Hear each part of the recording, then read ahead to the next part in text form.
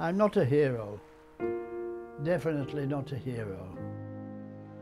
The only heroes in any war are the ones that don't come back. And shortly I saw the outline of France, and that was the first time the adventure ceased to be an adventure. I could hear it all. Gunfire, machine guns, screaming, men shouting. This is a war. June the 6th,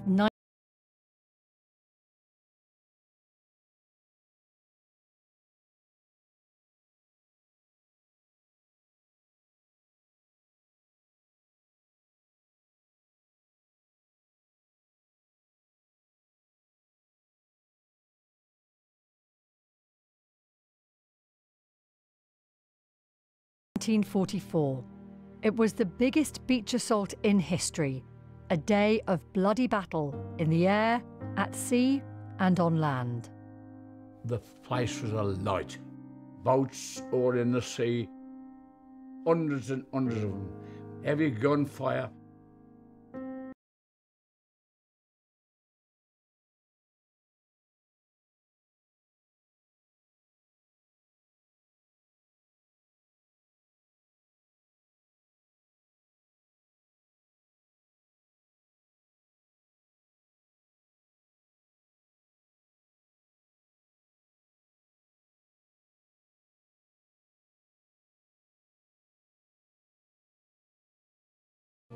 Screaming, men shouting. This is a war.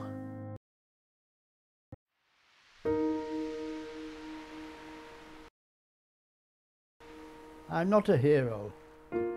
Definitely not a hero. The only heroes in any war are the ones that don't come back. And shortly I saw the outline of France, and that was the first time the adventure ceased to be an adventure. I could hear it all. Gunfire, machine guns, screaming, men shouting. This is a war. June the 6th, 1944. It was the biggest beach assault in history, a day of bloody battle in the air, at sea and on land. The place was alight. Boats all in the sea, hundreds and hundreds of them, heavy gunfire. A day ordinary people were called upon to do extraordinary things. A day that left its mark on all of those who took part in it. You personally feel there's nothing going to happen to you. That's the feeling I went in with, but I was wrong.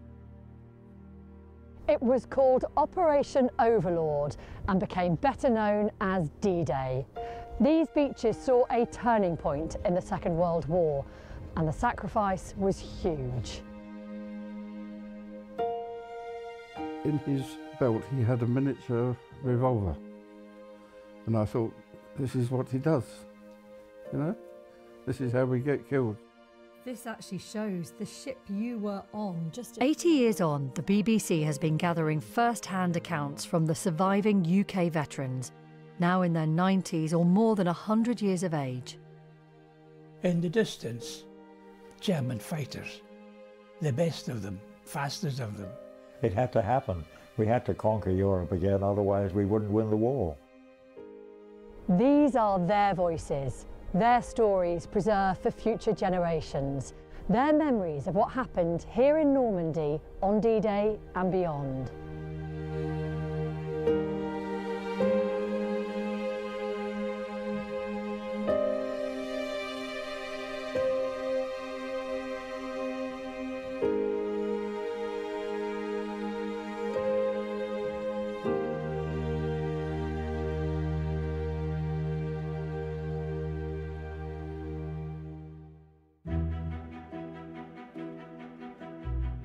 Britain had been at war with Germany since 1939. By the end of that year, more than 1.5 million people had joined the armed forces. We were all young lads, like the same age as me, and living in a small market town like Buckingham, We joined the Territorials for something to do, actually. We never realised what was going to happen. I went to the Navy because I had been in a fishing boat and they'd been looking after the engine. I was placed in the engine room, of course. I said, oh yes, I'd like to be a motorcycle dispatch rider. And they said, oh, sorry, he said, no vacancies. So I thought, oh, never mind. He said, oh, by the way, he said, they do have dispatch riders in the Royal Army Service Corps. I said, okay, thank you very much, okay. In Bomber Command, the kill rate was almost 50%. When I signed on, I didn't realise I was almost signing my life away. So went into the next room and talked to a flight sergeant. I must give you an intelligence test before I accept you. Can you spell bicycle? So I spelled bicycle. Good, that's right. Can you add a quarter and a half and a third? And I did that. Oh, you'd make a very good armourer. I said, what is an armourer? And he said, oh, you deal with bombs and guns. All who have laboured long hours at bench and desk, at drawing board and furnace, look now and ask, have I done well? The whole plan was D-Day, and this was going to be the most amazing, extraordinary, enormous invasion had ever been in history.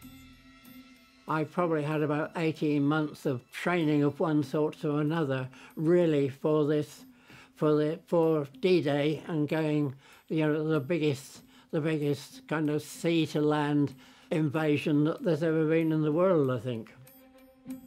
Now, Portsmouth in March, April 1944 was a hive of activity. But the thing is, Fort Southwark, which was our working place, was a very secret communication centre dug deep into tunnels in the cliffs. Each tunnel contained a branch of communications. We were working with the Americans that were in Slapton Sands in South Devon. We'd go up every now and then and have a rehearsal. We'd have anything from kind of 10 to 20 American landing craft with 30 men in each craft. And then we'd all go in and practice landing on South Devon. Well, we needed to know what the German fleet were planning and, if possible, stop them doing it. They kept radio silence most of the time, but we were searching up and down their radio frequencies in our little secret stations. We knew it was coming, but of course we didn't know where or when, or what the details of it were. But the fact that there's going to be a second front was known as something that it had to happen. In Whitehall, Christian Lamb knew more than most. She had been entrusted with highly sensitive information. I was put into a little office down in this basement. I had an office just to me, entirely alone. And there was an admiral who was giving me orders, and he ordered me to make some maps. The whole of my office was covered, all the walls, with enormous maps of big-scale France. And we were absolutely frozen to see, you can imagine. The whole place was rather humming with activity. Churchill used to visit quite often, and we used to see him on the stairs occasionally, keep out of the way, but it was a very exciting moment when you did see Churchill. In the weeks before D-Day, the Prime Minister was also seen on the south coast. We had this listening station in a rather remote place in the cliffs outside Dover, and I went out about 8 o'clock one morning, and to my astonishment there was a little group of officers, and quite recognisably Winston Churchill and General Eisenhower. You were supposed to salute people of that rank, but as I'd been on duty all night and was just informally dressed, all I could do was wave and say good morning, and so they all waved back and said good morning. Churchill wanted it to be reported back that he and Eisenhower had been down on the Kent coast to deceive the Germans into thinking the landings were going to be into the Calais area. So this was just one of the ploys to prepare for the Normandy landings. We had chosen 5 different places, and each of them were a landing position. Each had a code word.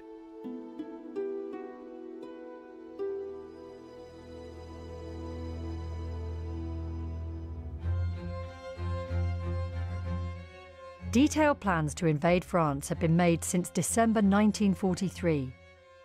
Britain had been sent around 9 million tons of supplies and equipment. And by the summer of 1944, more than 2 million troops from 12 countries were stationed here. The Allies were ready to invade. And all of a sudden they said, "Are you leaving?" So, what do you mean we're leaving? So I said to Sergeant Brown from Nottingham, I said, "What about my girl?" He said, "Eddie, I haven't seen you. I haven't spoke to you. Get on your bloody bike and go and say you're leaving her." I said, "Leaving her?" "Yeah." I got on my bike and went and see her. And I had to call her out the shop because she couldn't do anything here today unless she spoke to the manager. And she came out. I said, "Win, I'm leaving." I said, "I don't know where we're going. I've not been told." She said, "Well, do you mean I'm not going to see you again?" I said, "I'll be back. I'll be back to see you, darling. I'm in that." We had to assemble or muster at a place called Weybridge, and that's where we learned to waterproof the guns, the vehicles, and we knew we were going overseas somewhere. We were moved from Portsmouth to Felixstowe on the east coast. That was a long journey. Of course, there again you get the clever boys on the unit. "Oh, we're going there because we're going to invade Norway." And then we boarded this landing ship Tank, which was a big vessel, carried 200 troops and could take 4 or 5 tanks and our vehicles as well. And then we set off sailing. Instead of turning left for Norway, we turned right for France. We went down country lanes, a long, long convoy, and people were either silent or waving or cheering or calling out, "God bless you," or something like that. And that became moving. And they held up the newspapers so we could see what was happening. Well, you knew down you were going to invade, because all the lanes and roads, they had soldiers in, tanks everywhere. How Jerry didn't know it was going to come from where it did come, it is baffling. But we were loaded and waiting. We were actually in sealed camps before we went in there. The whole of south of England was just one great sealed camp, all waiting to be taken across to Normandy. I always remember it was Sunday morning, people going to church, and we had a good idea what was happening. We thought, say a prayer for us. We'd been briefed in the meantime that it was, this was the real thing. The Allies needed clear skies, calm seas and a low tide. So D-Day was set for Monday the 5th of June. But as the weather worsened, General Eisenhower decided there had to be a delay. Before we left Portsmouth, everybody got rather bored. The sailors couldn't go ashore. Officers, of course, in a wardroom can drink, but sailors, apart from their daily rum, don't get anything to drink. and they were all getting very bored and almost a bit mutinous. This sort of gloom sits over everybody, and they're all sort of talking quietly, and somebody starts singing and anything to pass the time away. Even on the truck going down to the docks in Tilbury to get on, the lads are all singing on the way down. So we did it. It was just an adventure, I think. We couldn't land the other side because the weather was too rough, the water was too rough. So we laid off Ryde for 3 days. We were fed well because we were on a brand new ship. My brother and I used to say goodbye to England each night and then wake up in the morning and England was still there. Then Eisenhower received fresh information from meteorologists, a temporary break in the weather. The American general ordered the invasion to begin on the 6th of June. Eisenhower gave the word, go, and we went. It's the most amazing sight, all these boats heading for Normandy, you know. It was the morning of the day before D-Day that the captain opened the envelope and saw what our job was, and then it was only about 5 or 6 hours later that we moved off. The night before D-Day, I was the youngest RAF sergeant on the unit, and I had to man a Bren gun on the deck of this landing ship tank for 2 hours for any low-flying aircraft. Luckily none came, and I tell the truth, I was frightened to death. And about 2 o'clock in the morning, we were all awake and don't know where we were going. Sergeant Brown came around and gave us a £1 note. What's this? We must be going to bloody France. Eddie Brown was right. Along with 132,000 other troops, he was heading to France. But before they got there, the RAF would attack Normandy from the skies. Nobody tell us it was Invasion Day when we went out. We didn't know. It was just another operation. Our target was the place where the Americans were landing. And in that area, there were German gun emplacements, and our job was to bomb that bit.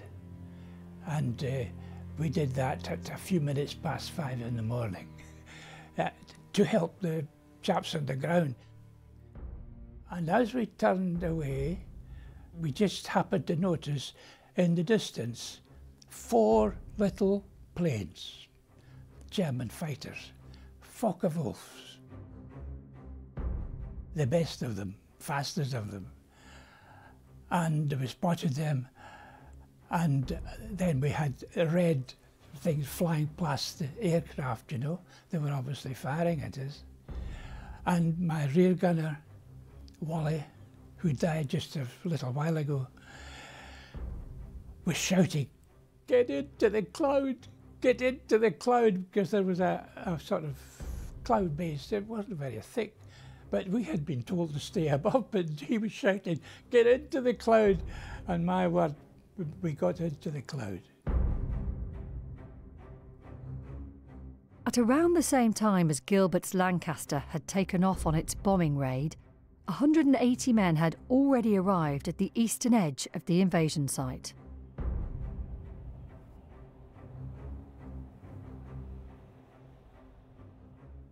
They landed by air, by glider, in the dead of night behind enemy lines. Their job was to secure or destroy vital German positions, including here at Pegasus Bridge, which saw the opening battle of D-Day.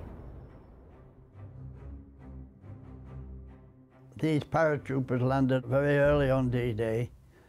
They'd possibly saved hundreds and hundreds of lives on Sword Beach. Maybe I wouldn't be here.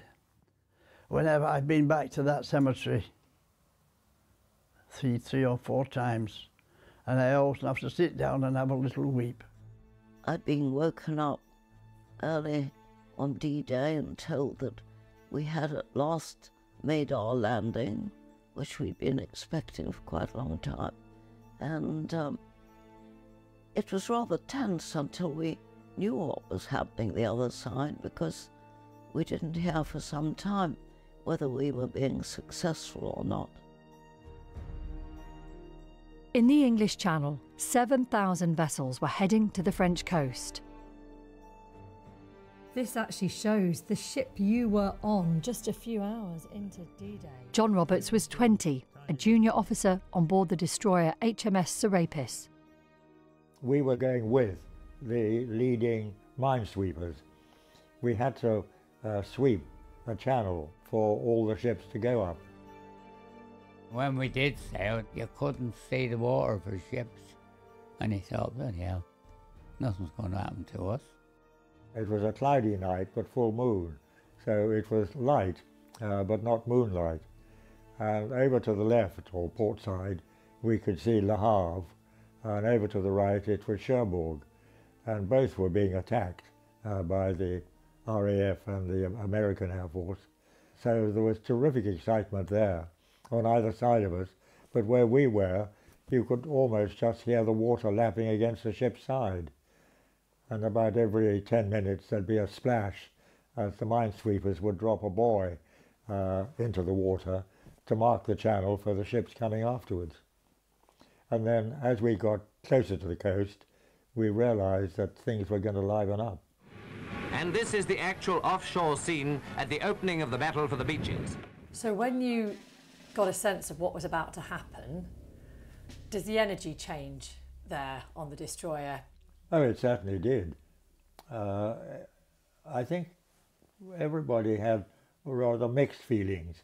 We were pleased to be actually going off to do it, but on the other hand, we were also conscious of the fact that it might not be easy. When we got to about 8 miles, I think, there was a loud explosion, and the destroyer next to us was torpedoed, and it sank within 2 or 3 minutes. About half the crew, who were Norwegian sailors, died. And that sort of brought it home to us that this wasn't a picnic. Points of resistance inland are hammered by salvos from Allied warships. Just before 5:30 in the morning, the huge naval bombardment of German positions along the French coastline began. It would last for 2 hours. I must have been frightened, I think. It was frightening, it was. Because the noise was terrific. There was the American battleships were actually giving us cover and fire. They were firing shells over our heads. And the Germans, of course, they were firing from the shore. You used to watch the flash and you wondered where the ship was going to land, you know. Everybody was bombarding. It was a fantastic noise. And then bombers came over, and they didn't fly across the beach. They flew along the beach, dropping bombs all the way along. So as we looked at the beach, you could see it flickering with flame. There were some rocket launchers, and they would all launch together, 25, disappear into the cloud, and then come down in a shower on the beach, and the beach virtually exploded. It was the most amazing sight, which I've never seen anything like it since. They said, oh, you'll be okay, you'll be walking ashore. But the Germans were all dug in. I mean, they had 4 years to dig these massive big gun emplacements in concrete. And of course, they were, all our shelling and bombing, they'd hardly touch them.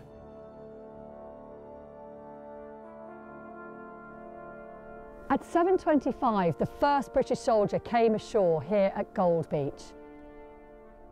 Along the coastline, tens of thousands of Allied troops waded through the chilly waters.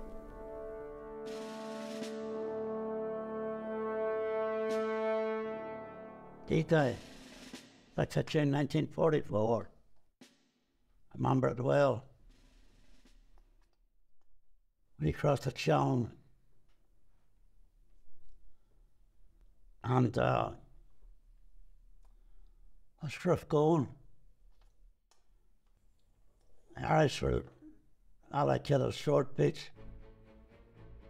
Right at the very last moment, the Americans said, well, gee, because Utah Beach is going to be an American beach, we, in the nicest way, we don't want the Brits leading us on there. And they said, hell's bells, well, what are we going to do? And they said, well, we've got something else for you to do.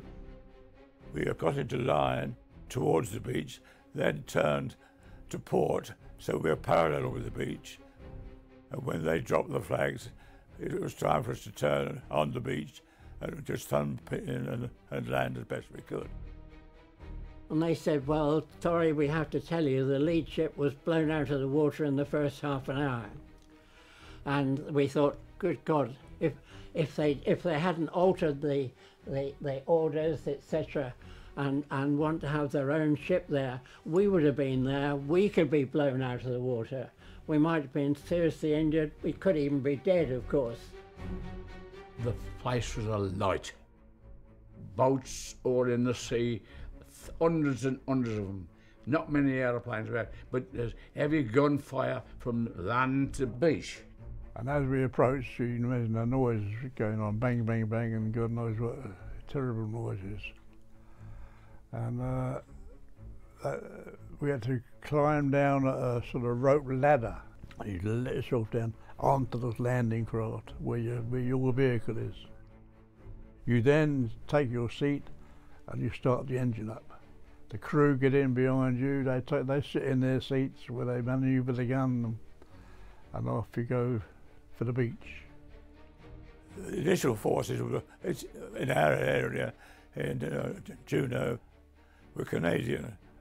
They had a disastrous time with a lot of casualties, and we sort of went through pushing away their boats and obstacles to get to the actual beach itself. And there was only about 20 yards worth of sand left when we got there. The infantry boats offloaded onto barges, and a lot were only young, and they were crying for their mother during that journey, and sick as dogs, and they were in a real mess, and you can imagine what it was like for them. It's just a mass of soldiers running everywhere, really. Some carry guns, some would be with other units, you know, and calling for their mates. Sometimes you see some of them go down, and you just have to ignore it. It's part of the war. A great few of the landing craft were sunk, and heavy fire coming, you know. I think we had to wait about maybe 100 yards, 150 yards, getting onto the beach, you know. I remember saying to myself, Horner, you get on here with 2 legs, 2 arms. That's the way we have to come out. So I made that point, get on behind something bigger than me. I got behind it. I was in charge of all the guns on the landing craft. I was on the port gun. A shell came over from the German battery. It went through the door of the wheelhouse, where my number 2 was crouching down, about 2 feet over his head, out through the starboard side, hit the guardrail, and didn't explode. I looked at Jack's face, and the look on his face, because he was deafened in it. And I started laughing. It might have been a bit hysterical, really, I suppose. 2 months before D-Day, I was given training on a small radio set with levers. I would pass whatever messages I had to, and then they would lift their lever and pass their responses. And it was when they lifted their lever that I realised I was listening to warfare, because they were landing on the beaches. You're scared to death. You didn't know whether you was going to come out of it or not. You didn't think about dying or nothing like that. You just thought, what's going to happen? And you prayed to God that you'd come home. They jumped out of the landing craft, different type of landing craft to ours, where the front door came down. They dropped in the water. It was so deep, all the equipment they were carrying weighed them down and they were drowned. And some of them never saw the full light of day. They either died in the barges when the barge hit the mine, or they died on the beach. It was shocking. I could hear it. I could hear it all. Gunfire, machine guns, cannon, screaming, men shouting, orders being shouted, all manner of things. And you suddenly thought, this is a war. I really had the war in my ears. And when we landed, it was sad to see all the dead soldiers lying on the beach. The first time I'd ever seen a dead person. Scared to death. You know, we had a job to do and we had to get on with it. And they, you know, couldn't do it. You couldn't show you were scared because you'd be letting your mates down. But, you know, anyone who say they weren't scared, they're idiots. The men who you should take the hat off to are the men who come up those beaches from those landing craft. It was just almost certain death for lots of them. And I reckon they were really brave men, really brave. We were lucky with our landing, very lucky. Bill Gladden's lucky landing came hours after the first wave of D-Day forces had reached France. He was part of the 6th Airborne Armoured Reconnaissance Regiment. On our way over, which was in the afternoon of D-Day, it was a bit boring inside of the glider and a tank as near as that in front of me. I thought to myself, there's 3 little portholes each side. I'll climb up and I'll have a look out, see what's going on. So I clambered up on the top and I saw tugs and gliders going across, but I couldn't see down. And suddenly, as if you hit a brick wall, well, we knew what that was. That's when the tow rope goes. Well, there's a rule in, whenever you're in a glider and they drop the tow rope, you keep still, because it gives the glider pilot a weight problem for moving his aircraft about.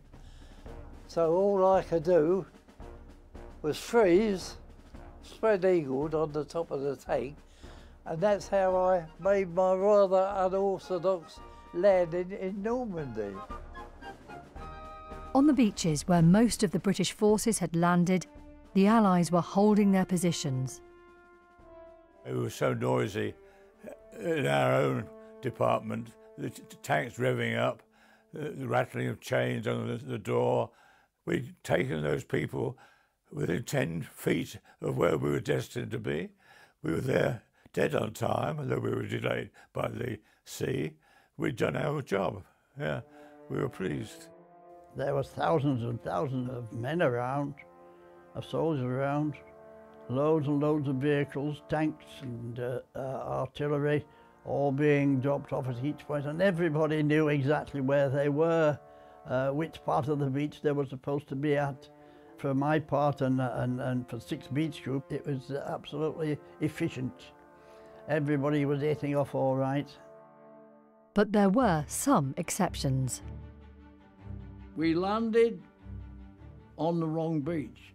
We landed on the Canadian beach, which was next door to where we should have landed. Went up the road and this MP, what unit are you? You're not on my list, get out of the way, you're stopping the trouble. We went down this tiny road, found a field with an empty house at the bottom of it, and stayed there overnight. We were very fortunate, although there was snipers in some of the buildings that were still standing back from the beach, and there was also German artillery further back. But before we arrived, the engineers had gone in. They moved the mines to make a safe passageway for us to come off. Well, we had a bit of small arms fire come up, but nothing big, just small arms. It was mainly snipers. They were up in the gantry of the church, and they were up trees, and even if they were shot, they never fell down because they were always strapped up there. But in fact, there were some parrots, they were holed up in the hedgerows, they couldn't move. As soon as they moved, the snipers were picking them off right, left and centre. By the evening of D-Day, the Allies were moving inland, fighting beyond the beaches. Through the villages towards Caen, Estigny and Carentan, and Montbourg and St Mary. The invasion force had prevailed, but thousands of men were dead. One of the fellows says, "Where's our 4 mates?" Of course, we hadn't seen them. I said, "I don't know." Taffy said, "There's a rifle in the ground there, pointing down, with a helmet on the top. Now that's a sign of casualties." It was no more than 50 yards from where we were, and my 4 mates was dead in that field. They'd struck by a motor bomb, and all along there was dead bodies where we were that night. They're all along there, covered over with, and life changed a bit for us then. In the days that followed, as the warships continued to shell German positions miles inland, many more British forces arrived at the beaches. And shortly I saw the outline of France, and that was the first time I really began to realise what I was going into. The adventure ceased to be an adventure, and I became frightened. I had a prayer book with me, a book of Psalms, which I did make use of, I must admit. As it got lighter, you could see all the ships round us, as close as these 2 chairs are. It was packed, it was like being on a pond, but nobody was bothering to fire at me, so I didn't complain. Aboard HMS Serapis, John Roberts found time to write to his mother. We are settling down to our new life quite happily here. It is all fairly hard work, but still good fun. We have had excitements with German destroyers, E-boats, shore batteries and aircraft, and have scored quite well against them all, especially the destroyers. We can almost see Germans all the time, and we run around within 6 or 7 miles of them all day. They are not particularly aggressive though, because they get blown sky high if we see them or their gun flashes. We used to have a bit to eat if we got time, get in our lorries, go down to the beaches and get more stuff for tomorrow. Petrol and water and food and everything else, ammunition and bombs and God knows what else. And we did that every night, and so we didn't get much sleep. Won't be still there, but there's a pair of socks there that I took off after a fortnight, stuffed in a hedge somewhere. I was amazed by the fact that we went from the beach up to a crossroads, and on point duty there was a military policeman with his white belt, white gaiters, just as if he was in Piccadilly Circus or anywhere else. And he was controlling the traffic, boards, directing. It was fantastically organised, fantastic. We're given French money, occupation money that is. We're given a booklet asking questions. We could ask where the nearest railway station was, where this was, where the Germans were. But when they answered in French, we couldn't understand the answers. We were taught about something called venereal diseases, which I've never heard of until then. We looked after every aircraft you would think possible. We didn't have competitions exactly, but we reckon we could, a squadron of Spitfires or something that land and needed petrol and ammunition, we could all do it in about 20 minutes, and they'd be ready for takeoff again. The sun came up and it got warmer, so we took off our shirts and we then took off our trousers, and then we were just finishing up laying there just in our pants, sunbathing. Beautiful. If this is war, bring it on, you know. I always remember a lot of these French refugees walking past, families, horse and carts, farmers with the kids, you know, I suppose, getting away from the fighting.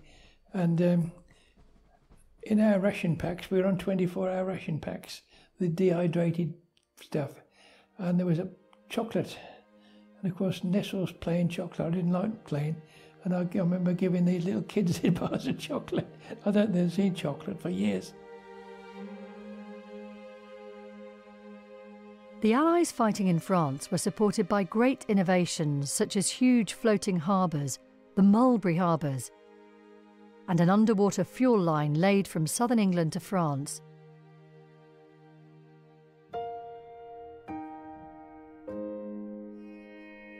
But in the end, it was human courage, rather than new technology, that determined the outcome of the Battle of Normandy.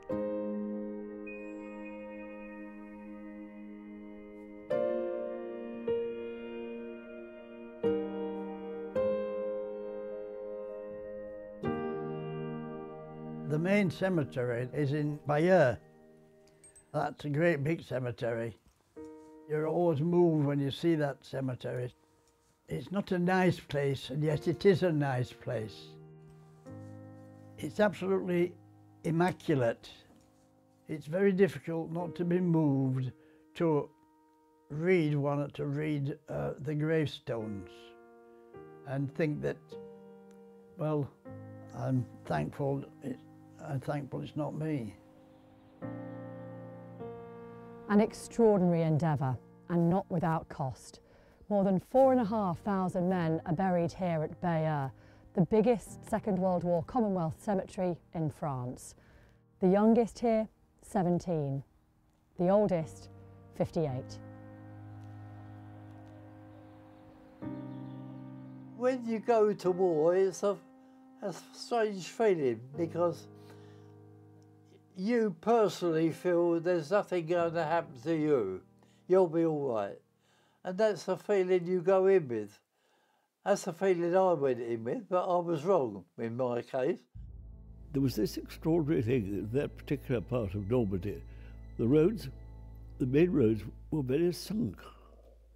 And the hedgerows had grown up above them. You couldn't actually see anything moving along these roads. But the Germans, of course, had been there much longer than we had. They knew precisely. It was very difficult country for the tanks. It's what they called bocage country. In the bocage, the hedges used to be as high as 10 to 14 feet. It was ideal country to defend, because a German with his anti-tank gun, it would knock a turret off a tank just quite easily, and then all he had to do was nip back into the hedge, and that was it. It was about 5 o'clock in the morning, and a heavy mist came down. You could see absolutely nothing. And then it cleared around about 7:30, we were able to move forward. And these were quite long fields with quite long and high hedges on either side of them. And there were German positions behind each one as we moved up the hill. We were up against the elite of the German army and the armour. And I'd only gone a few yards down this thing when a very gallant German popped up over the hedge and put a mine Verpin into the turret. But there was a plaintive voice from underneath me. "Get out, sir, because my house is on fire." And so this is my delightful gunner. And it was only then, as I put my right foot down, that I realised it kind of wasn't there. And there was no feeling it at all. When you got up to the place where you started to engage the enemy, then you realised what it was all about. Then I heard more tanks, and I thought, well, could be German. And so I just lay quietly. The tank stopped. And then I heard the tank commander, "Oh, look, there's poor Andrew. He was such a nice fellow." And so I rolled over and shouted back at him, "But no less of the wars," I said, "send somebody over and get hold of me." We advanced and retreated 6 times before we finally drove the Germans out of the barrage. We lost more men and equipment in the barrage than we ever did on the landings. The fighting went on through June and July. But for some British troops, their thoughts were never far from home. Sergeant Brown comes to us, "You 4 have got a 72-hour pass. You can go where you like." So I said to Fritzy, my mate, in ML Hampstead, "I'm going to see Wynne." So he said, "You're bloody stupid." He said, I said, "There's an aerodrome just down the road." We went down to there. I said, "Have you got anything going to Croydon tomorrow?" So they said, "We've got a Dakota going at 11 o'clock tomorrow morning." And I dressed myself up very nice and smart. I was going to see Wynne. Knocked on the door. And she come to the door, said, "You have come back." And I said, "But I can't stop. I've got to go back tomorrow." We had 72 hours, and I used the 72 hours coming to Wynne.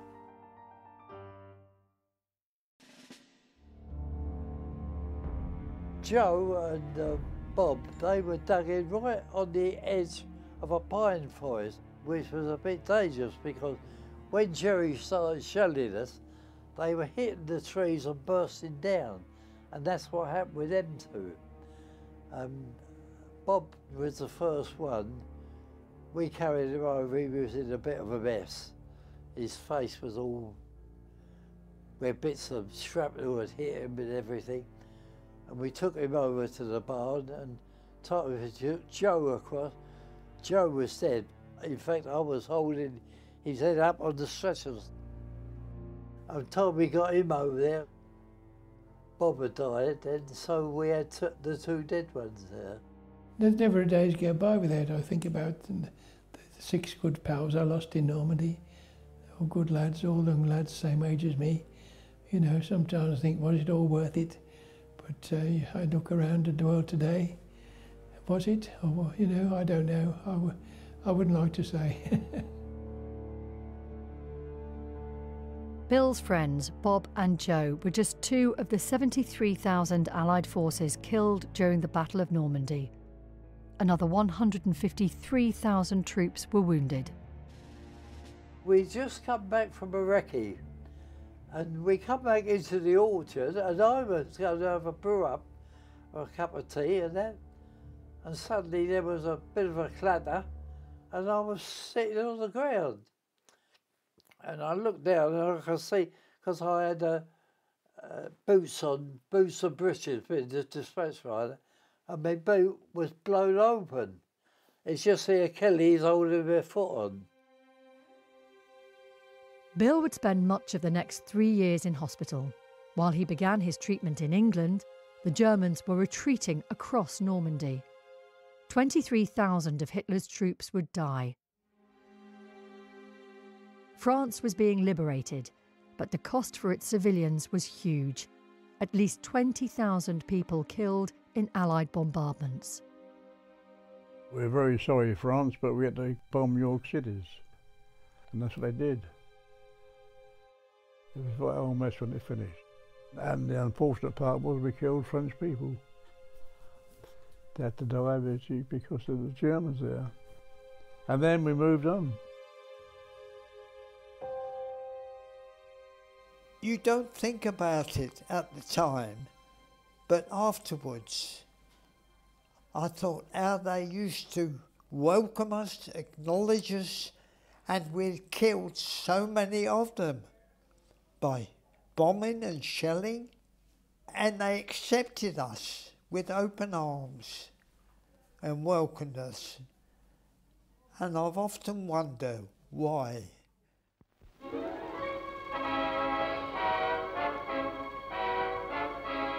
Tilly? Tilly's at, yeah, that's where we were, yeah. This is the newly famous Normandy village of Tilly-sur-Seulles, called Tilly for short. We bypassed by Bayeux, but we went on to a small market town of the name of Tilly. Mines are plentiful. And Tilly was taken several times and retaken several times. And it was badly knocked about. And that's our real first big engagement we had. I mean, those empty cartridges was red hot. As soon as they'd been fired, you used to burn your hands moving the shells out, the shell cases. You'd have to move quickly then? Yes, that's why they're throwing them out. Yeah. Yeah. We came across a German gun crew that had all been killed. One of the German gun was still sitting in his seat at the gun, dead. And that sticks out in my mind so much. Why do I remember that particular man sitting there and all the rest laying around him? In early July, Ken Hay had been on a night patrol with his unit. They came under fire. Ken and his brother had been ambushed. I said to him, I'm scared. So he said, what the do you think I am? Well, I'd never realised my brother could be scared. He was a big boy and he was a commando, and he'd been to San Nazaire and he'd been to Norway. My brother couldn't be scared. I mean, this battle went on something like 2 to 3 hours because you get firing, and the worst bit is tracer. And when it's fired at night, it goes very slowly. It comes at you, and wings pass. You're trying to get into the ground, and you hear it whistle past. And that's when the faith starts to play a part, because the first prayers come then, and it's, Lord, keep me safe, or if my number's up, let it be quick. 9 of Ken's unit were killed. 16, including Ken's brother, escaped. Ken was taken prisoner and the next day was confronted by a guard. This is on the edge of a cornfield. It's about 8 o'clock, bright sunny morning, 8th of July, 44. Made me stand to attention, chin up, so on. And then he came and put his toes to my toes. And all I was conscious of was in his belt he had a miniature revolver. And I thought, this is what he does, you know? This is how we get killed. And he stood there, and then he put his hand on his own head, on his hat, flat hat, and he brought it across to my nose. Axon Yali, 18 years. And all he was doing was measuring my size because I was 18 and I was very tall. That man doesn't know what he did to my stomach, but there we are. The battle for Normandy was very, very hard, very tough. There's no doubt about it. There is a small cemetery now of the name of Jerusalem.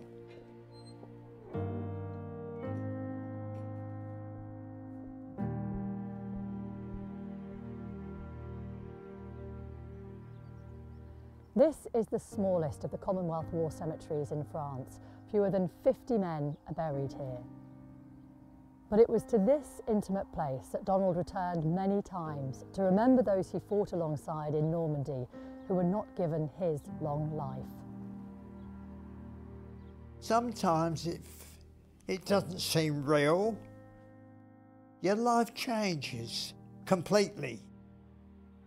You cope with what you've got and get on with it the best you can.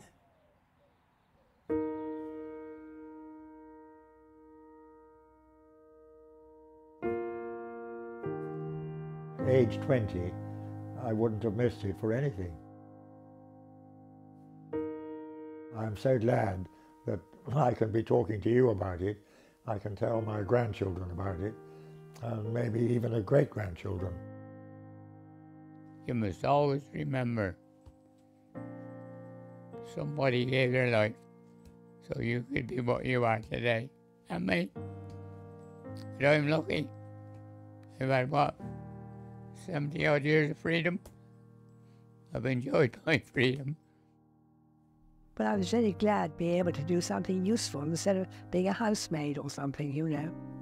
I think a lot of us were very juvenile before the war, and this gave us an enormous amount of independence, I think. It had helped a whole generation of people my age. We were, from that moment on, we chose what we did. We didn't have to do what our mothers said. We had first-hand experience of the war, and heaven forbid that anything like that ever happens again. I think it's history, and I think history is very important. I often think the youth of today, I think they would have handled it the same. People say that they wouldn't have done, but I personally think I've done a lot of work with youth over my years, and I met some really good youth, and I'm sure they'd do exactly the same job as we did. When you were in the service, you thought you were doing your little bit towards helping the war win, but unfortunately it's not worked out right. We're still at wars now. And you know, when this war, our World War II finished, we were hoping that would be the end of wars, but it's not. Although we won, we and the Allies won the war, it didn't come cheap. There were lots and lots of young lives went. It's such a waste of life. I sit back now and thank God for how lucky I am. Couldn't go to war again, I don't think. I know all the dodges. And did you feel like a hero? No, no way. No way. No. You was just another soldier. Do you feel proud of what you did? Now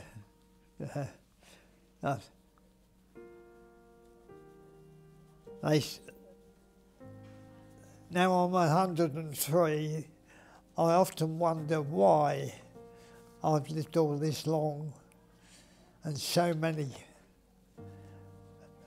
of my mates and friends got killed. Do you often think about them? Yes.